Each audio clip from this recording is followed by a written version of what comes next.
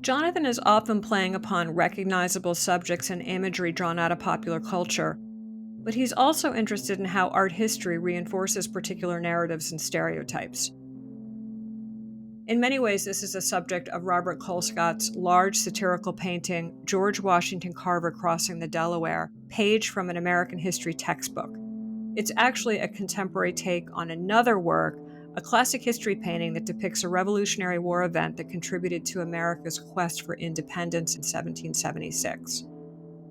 200 years later, around the time of the bicentennial, Colescott tackles the same story by reinventing the earlier composition, but from a starkly different vantage point. Here, the subject of race comes to the forefront.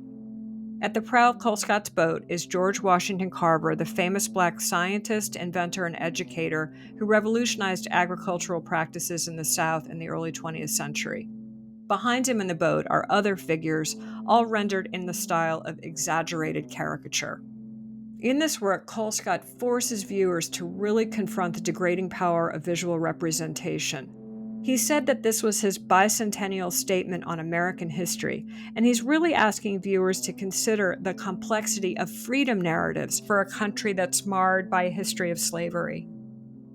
I've always greatly admired this painting, and the way it inhabits and subverts another iconic painting is a strategy that's employed by works throughout the exhibition.